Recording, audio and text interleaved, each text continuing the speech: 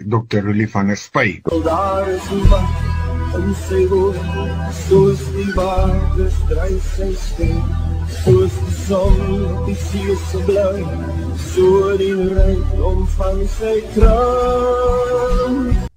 Goeiemôre Willem, goeiemôre luisteraar. Ek is so bly dat ek nou weer 'n kans kry om bietjie saam te gesels. Ja, dit was nou onlangs Nuwejaar, dit was nou onlangs Kersfees gewees. En baie keer is dit goed om so 'n bietjie terug te dink. Nou ja, die terugdink pas nou baie goed by my tema vir die oggend, want my tema is nog 'n Kersfees. Ja, ons is so gewoond om Kersfees te vier op 25 Desember, maar weet julle, daar is 'n plek in die wêreld waar daar nog 'n Kersfees is, of moet ek dalk sê, nog 'n Kersfeesdatum. Hierdie Kersfeesdatum is 7 Januarie. Het julle dit geweet? Op 7 Januarie word daar ook Kersfees gevier. Dit is die Russiese ortodokse Kersfees, wat op 7 Januarie gevier word. Hulle sê Rosdestvom, met die geboorte, dis die geboorte van Christus, dis wat hulle vier. Ja, hoekom op 7 Januarie? Wil hulle net anders wees as die Weste? Waar kom dit vandaan? Maar hulle sê, dit kom van die ou kalender wat hulle gebruik het. Daar was 'n ou kalender wat hulle gebruik het, en hierdie kalender het geskuif. Ek gaan net nou 'n bietjie meer daaroor praat. Maar wat vir my interessant is die simbole van Kersfees. Ja, as jy aan Kersfees dink, sommer so in die dorp, in die straat, in die stad, wat is die eerste ding wat opkom? Geskenke natuurlik, maar waar is die geskenke baie dikwels? Die geskenke is onder 'n kersboom. Ja, ek wil amper sê, Kersfees sonder 'n kersboom is nie Kersfees nie. Maar weet julle, dit was vir my 'n skok gewees, toe ek so 25 jaar gelede in Rusland aangekom het vir ons te werk daar. Toe ek die kersbome sien. Ja, op die Rooiplein was daar 'n groot kersboom gewees, en ek het gewonder. En soos ons nou begin Russies leer het ons agtergekom, hier is 'n interessante probleem. Die Russiese woord vir 'n kersboom is Yolka. Yolka beteken eintlik net 'n dingboom. Van daai naaldebome. So hierdie Yolka dien dan vir die Russiese, kommunistiese omgewing as 'n nuwejaarsboom.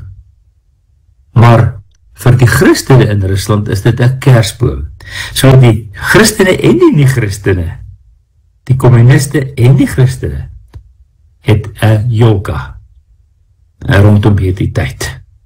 Ja, so die betekenis van die woord Yolka, of kersboom, in Russies is aan die een kant nuwejaarsboom, aan die ander kant kersboom.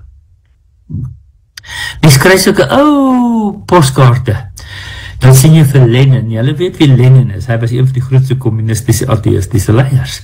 Hier staan Lenin by 'n groot Yolka, by 'n groot kersboom, so tussen aanhalingstekens, met tomkinders en geskenke en dinge daarom.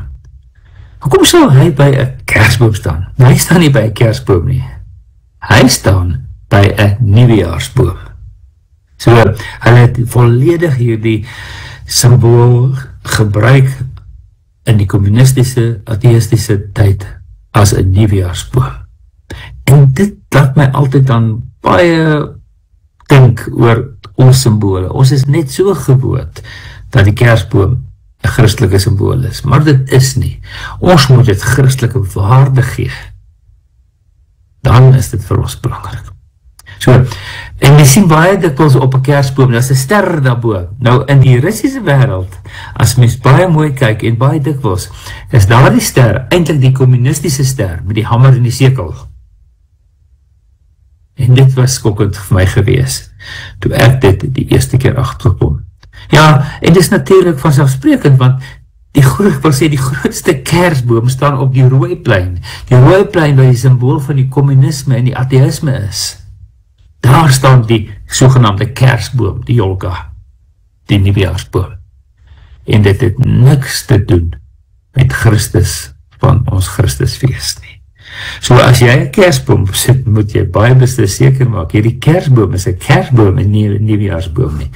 Ek dink in ons winkels het die kersboom nou ook al 'n nuwejaarsboom geword, want dit is nie 'n Christelike simbool nie. Maar in Rusland is dan nie net die nuwejaarsbome nie, daar is ook kersbome wat die Christelike fees vier. En dit kom van die kant van die Christelike ortodokse kerk. Die ortodokse kersfees, wat in hierdie tyd gevier word, het ook 'n kersboom, maar hulle is nie so sterk op die kersboom nie. In Russies sê hulle Shastlivova, Pravoslavnova, Rождество. Geseënde Pravoslavni is ortodokse Kersfees, dis wat hulle gewoonlik sê. Happy Orthodox Christmas, sê hulle in Engels.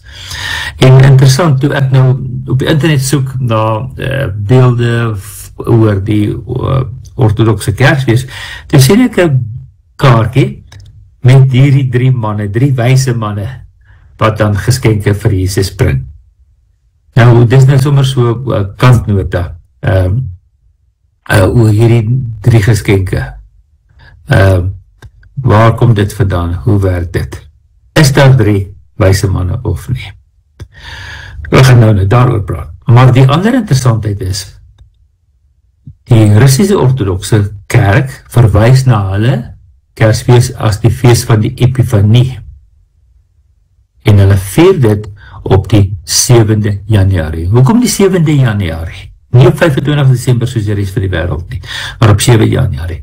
Dit is omdat hulle 'n ou Juliaanse kalender gebruik het. En hulle gebruik eintlik nog steeds in die kerk, as hulle kerkkalender, die Juliaanse kalender. En die Juliaanse kalender, wat vervang is met die Georgiaanse kalender, die Georgian kalender, verskil bietjie van mekaar. En op hierdie stadium is daar 13 dae verskil tussen die Juliaanse, die oud Juliaanse kalender, en die Georgiaanse kalender. Daar was te min dae, die skrikkeljaar het nie reg gewerk nie, al die klas van dinge, en daaroor is die kalender dan verander. Maar huidiglik verskil dit met 13 dae, en daarom is hulle 25 Desember val dan op die huidige nuwe kalender op 7 Januarie. En dit is hoekom hulle op 7 Januarie Kersfees vier. Maar soos ek so pas gesê het ook van tevore, die fokus van die ortodokse Kersfees is die Epifanie. Dis hoe hulle verwys na hulle Kersfees. Wat is Epifanie? Dit kom van 'n Griekse woord af, Epiphania. Nou, Epiphania beteken verskyning, die verskyning. Dit is 'n naamwoord, maar die werkwoord, Epiphaneo, sê ook om te verskyn, en ek gaan oor al twee die woorde 'n bietjie praat. So, die fokus van die ortodokse Christene in hulle viering van Kersfees is die fokus, is die viering van die verskyning. Die verskyning van die Verlosser, Jesus Christus. En dit is nogal vir my 'n mooi tema. So kom ons lees dan 'n Bybelversie oor die geboorte van Jesus. Nou ek het net nog gesê, ek het 'n kaartjie gekry wat 3 wyse manne gewys het. Nou kom ons lees bietjie dan oor die wyse manne, die wyse sterrekykers in Matteus 2 vers 1 en 2. Jesus is in Bethlehem, Judea gebore in die dae van koning Herodes. En kyk, daar het sterrekykers uit die ooste in Jerusalem aangekom. Hulle het gevra, waar is die koning van die Jode wat gebore is? Want ons het sy ster in die ooste gesien. En ons het gekom om aan hom hulde te bewys. So, die staan net, daar het sterrekykers gekom. Daar staan nie hoeveel sterrekykers gekom het nie. So dis die vraag. Maar interessant, in die meeste prentjies sien mens 3 sterrekykers, wyse manne daar uit die ooste op kamele. Mens sien 3 wyse manne sterrekykers wat geskenke bring. En mense dink baie dikwels daar was 3 wyse manne, maar ons weet eintlik glad nie. Kom ek lees in Matteus 2 vers 9 tot 11, dan sien ons miskien hoekom dink baie mense daar was 3 sterrekykers gewees. Nou dat hulle gehoor het wat die koning sê, het hulle vertrek, en kyk, die ster wat hulle in die ooste gesien het voor hulle uitbeweeg, totdat dit tot stilstand gekom het, reg bo die plek waar die kindjie was. Toe hulle die ster sien, het hulle 'n onbeskryflike groot vreugde ervaar.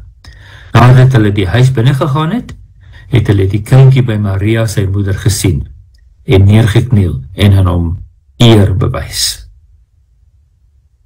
Toe het hulle skatte oopgemaak en vir hom geskenke aangebied. Goud, wierook en mirre. Ja, daar is 3 soorte geskenke genoem, en daarom lei mense dan af dat daar 3 sterrekykers was, want dit is nie noodwendig so nie. Kom ons gaan aan. Ons gaan aan na die tema van die verskyning, epifania, en die epifaneo om te skyn, om te verskyn. Ek gaan 'n bietjie daaroor lees in Lukas 1 vers 76 tot 79. So as jy wil, kan jy saam met my blaai na Lukas 1 van vers 76 af. Nou interessant, hier gaan dit eintlik oor Johannes die Doper, maar kyk wat kom doen hy, wat kom sê hy. So, Johannes 1 vers 76. En jy, kindjie, profeet van die Allerhoogste, sal jy genoem word. En jy, kindjie, profeet van die Allerhoogste, sal jy genoem word. Want jy sal voor die Here uitloop om sy paaie gereed te maak.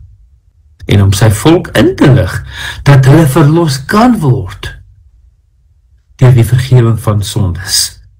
Danksy ons God se innige ontferming, waardeur die môre son uit die hoogte oor ons sal opkom, om te skyn oor diegene wat hulle in die duisternis en in die skadu van die dood bevind, en om ons voete op die pad van vrede te plaas. So, Johannes die Doper, hy is die kindjie, en jy kindjie, Johannes die Doper, jy gaan die volk inlig, dat hulle verlos kan word. Hoe? Omdat die môre son verskyn het aan die mense, hy skyn oor die mense, hy epifaneo oor die mense, om hulle, wat in die duisternis is, op die pad van vrede te plaas. So daar is 'n verwysing van die epifaneo, alreeds soos die ortodokse kerk, dit dan ook bely, in hulle Kersfeesvieringe. Maar as mens bietjie verder in die Nuwe Testament aangaan, dan sien mens 'n paar verwysings na hierdie epifaneo. Onder andere in 1 Timoteus 1 vers 9 en 10. Timoteus 1 vers 9 en 10. Hy het ons verlos en geroep met 'n heilige roeping, nie op grond van ons dade nie, maar op grond van sy besluit en genade. Reeds van ewigheid af is dit in Christus Jesus aan ons geskenk, en nou is dit geopenbaar deur die verskyning van ons verlosser, Christus Jesus, wat die dood vernietig het, en die lewe en die onverganklikheid deur die evangelie aan die lig gebring het. So, vers 9 sê, hy het ons verlos en geroep met 'n heilige roeping, wat reeds van ewigheid af is dit in Christus aan ons geskenk, en nou is dit geopenbaar deur die verskyning van ons verlosser. So, toe Jesus gebore is, het hy verskyn as verlosser. So dit is daar dieselfde epifanie woord wat dan in Timoteus 1 vers 9 en 10 na vore kom. Maar in Titus 2 vers 11 kom hier die woord weer na vore. Die Titus, dis klein boekie daar in die agterkant van die Bybel, of die agterkant van die Nuwe Testament, staan daar Titus 2 vers 11. Want die verlossende genade van God het verskyn vir alle mense. Die verlossende genade van God het verskyn. So dis nou weer Jesus wat verskyn het. Die verlossende genade van God het verskyn vir alle mense. en voed ons op, sodat ons in hierdie bedeling verstandig en regverdig en godvreesend kan leef, deur goddeloosheid en wêreldse begeertes te verwerp, terwyl ons uitsien na die salige hoop en die glansryke verskyning van ons groot God en Verlosser, Jesus Christus. So, hier is al twee die verskynings van Jesus. Die eerste een word dan as 'n werkwoord, hy wat verskyn het, is die epifaneo, en dan hier teen die einde staan, nou wag ons weer op die verskyning, die glansryke verskyning van Jesus Christus, die epifaneia. So, dit verwys na die eerste koms en die tweede koms, die eerste verskyning van Christus en die tweede verskyning van Christus. So, hierdie woord kom in al twee hierdie sinne voor. So, as ons dan afsluit en terugdink aan ons Kersfeesviering, het ons besef dat ons eintlik die verskyning van ons Verlosser gevier het op Kersdag. Dat hy verskyn het vir ons, om vir ons die ewige lewe te gee. Die ortodokse kerk is baie sterker daarin, met die viering van die tweede Kersfees, die Kersfees op 7 Januarie. Dit is hulle thema, sterk thema in hulle Kersvieringe. Ek wil afsluit en vir jou sê, kom ons vier die verskyning van ons Verlosser op die tweede Kersdatum, saam met ons ortodokse broers en susters.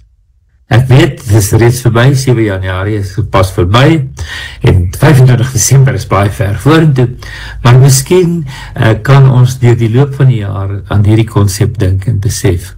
Dit is eintlik 'n baie mooi tema, wat ons kan inwerk in ons Kersfeesvieringe. Die tema van God, wat verskyn het in Jesus Christus, om vir ons verlossing te bewerk. As jy my wil kontak my gerus op 074-419-8353.